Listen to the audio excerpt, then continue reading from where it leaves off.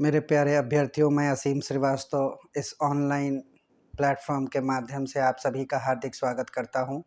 Aspirants, मैंने आपके समक्ष यह प्रतिबद्धता जताई थी कि जब भी मुझे समय मिलेगा, मैं आप सबों के समक्ष कोई न कोई फ्रूटफुल वीडियो लेकर ज़रूर उपस्थित रहूँगा। तो उसी क्रम में, इनफैक्ट इसी क्रम में मैं आपके समक्ष एक नए वीडियो को लेकर उपस्थित हुआ हूँ। और ये टॉपिक भारतीय इतिहास से संबंधित है और उसमें भी आधुनिक भारत के इतिहास से संबंधित है।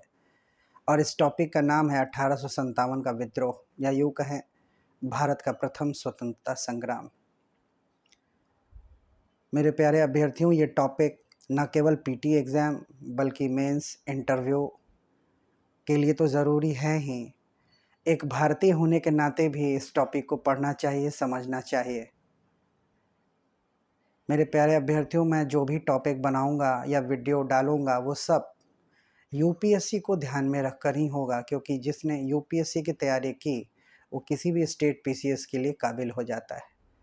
तो मेरा प्रयास यही होगा कि मेरे सारे वीडियो, सारे कंटेंट उस स्तर के ही हों। और जब कभी बिहार स्पेशल कोई टॉपिक मैं डालूंगा तो वो सिर्फ बीपीएससी को ध्यान में रखकर ही होगा, या किसी अदर स्टेट पीसीएस को ध्यान में रखकर। तो चलिए शुरू करते हैं इस टॉपिक को।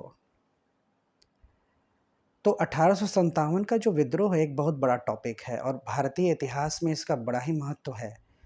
इनफैक्ट आधुनिक भारत के इतिहास में जितनी भी महत्वपूर्ण घटनाएं हुई, उन सब में सर्वाधिक महत्वपूर्ण घटनाओं में से एक है ये, जिसने आगे के इतिहास की दशा और दिशा को प्रभावित किया। तो सबसे पहले इस टॉपिक का फॉर्मेट क्या हो, प्रारूप क्या हो। तो प्रारूप इस प्रकार से हो सकता है कि पहले एक भूमिका लें और भूमिका के बाद जानने का प्रयास करें कि इस विद्रोह के लिए उत्तरदायी कारण कौन से थे, और कारणों को तमाम दृष्टिकोणों से देखने के बाद इस विद्रोह का योजना किस प्रकार किया गया, प्लानिंग किस प्रकार की गई, और फिर इस विद्रोह का प्रसार कैसे हुआ, यानी विकास कैसे हुआ भारत के अलग अलग क्षेत्रों में, और अलग अलग क्षेत्रों में किसने इस विद्रोह को नेतृत्व प्रदान किया, और उनके समक्ष कौन अंग्रेज अधिकारी था। इस चीज़ को विस्तार से देखने के बाद हम देखेंगे कि आखिर इस विद्रोह का दमन अर्थात इस विद्रोह की असफलता के क्या कारण थे। हालांकि यह विद्रोह कई मायनों में सफल हुआ, लेकिन समग्रता से इस विद्रोह का दमन किया गया। तो इस विद्रोह के असफलता के लिए कौन कौन से कारण थे वो देखेंगे, कौन कौन से कारण जिम्मेदार थे वो देखेंगे, और उसके बाद देखेंगे 1857 के विद्रोह का स्वरूप। और इसको लेकर पाश्चात्य इतिहासकारों से लेकर भारतीय इतिहासकारों में भी पर्याप्त मत वैभिन्न है। हम उन सभी के विचारों का मूल्यांकन करेंगे और वास्तव में इस विद्रोह का स्वरूप कैसा था, इस निष्कर्ष पर भी आएंगे।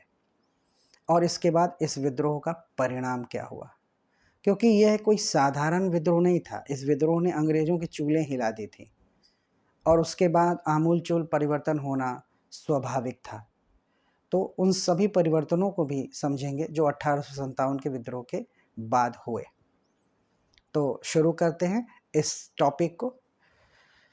तो जैसा कि हम सभी जानते हैं कि 1757 में पलासी की लड़ाई हुई थी, और 1757 से लेकर 1857 के बीच इन 100 वर्षों के दौरान, या यूं कहें कि ब्रिटिश भारत सरकार ने ईस्ट इंडिया कंपनी के माध्यम से 100 साल पूरे कर लिए थे।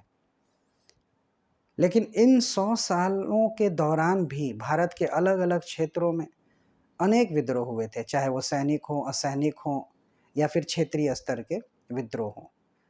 तो मेरे कहने का ये मतलब है कि 1857 का विद्रोह ही ब्रिटिश भारत सरकार या ईस्ट इंडिया कंपनी के खिलाफ पहला विद्रोह नहीं था, उनकी नीतियों के खिलाफ होने वाला पहला विद्रोह नहीं था, अपितु इसके पहले भी कई विद्रोह हो चुके थे। और ऐसा भी नहीं है कि अंग्रेज़ों को इन छोटे छोटे विद्रोहों का कोई ज्ञान नहीं था, इल्म नहीं था। वो भली भांति परिचित थे और उनको आभास था इन विद्रोहों का। और लॉर्ड कैनिंग के एक कथन से इसकी पुष्टि भी होती है। लॉर्ड कैनिंग ने इस बात की चिंता जाहिर की थी, व्यक्त की थी, कि भारत के इस शांत आकाश में कभी भी एक छोटी सी बादल उत्पन्न हो सकती है, जिसका आकार पहले तो एक हथेली के बराबर ही होगा, लेकिन कालांतर में उत्तरोत्तर इसका आकार बढ़ेगा और अंत में वृष्टि स्फोट होगा, जो भारत में हमारे जड़ों को हिला सकता है, हमारे शासन को समाप्त कर सकता है।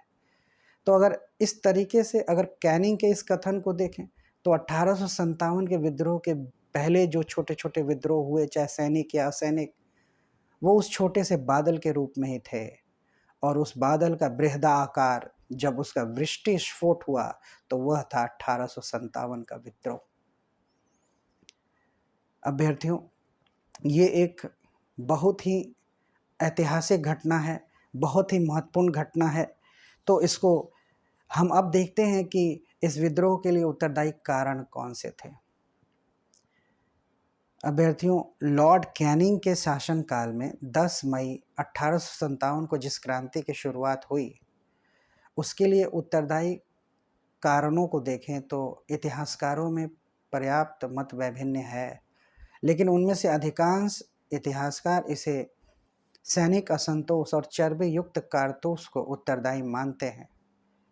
लेकिन आधुनिक खोजों से यह बात करीब करीब सिद्ध हो जाती है कि इस विद्रोह के लिए चर्बी युक्त कारतूस या सैनिकों के असंतोष के लिए चर्बी युक्त कारतूस मात्र एक कारण था, सर्वाधिक महत्वपूर्ण कारण नहीं था।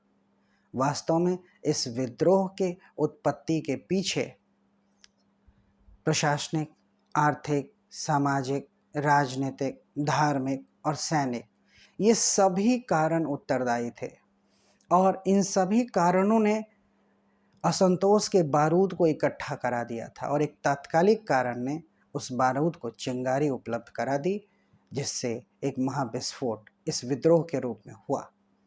तो इस प्रकार हम उन सभी कारणों को बारी बारी से देखने का प्रयास करेंगे, चाहे वो राजनीतिक हो, प्रशासनिक हो, आर्थिक हो, सामाजिक हो, धार्मिक हो या सैनिक।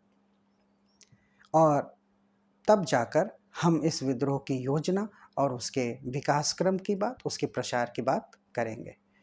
तो मैं अपने अगले वीडियो में, जो कि मैं अब तुरंत ही कुछ देर में आपके समक्ष लाऊंगा, उसमें मैं तमाम कारणों पर दृष्टि डालूंगा ताकि आपकी एक बेहतर समझ विकसित हो सके।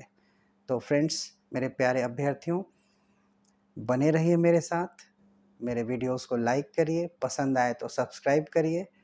मैं देखता हूँ कि बहुत सारे व्यूअर्स देखते हैं लेकिन ना लाइक करते हैं ना सब्सक्राइब। खैर, ये आपके अपने विचार हो सकते हैं, लेकिन मेरा प्रयास हमेशा आपको लाभान्वित ही करना है। तो चलिए, वेट करिए मेरे नेक्स्ट वीडियो का, मैं जल्द ही उपस्थित होता हूँ। Thank you so much.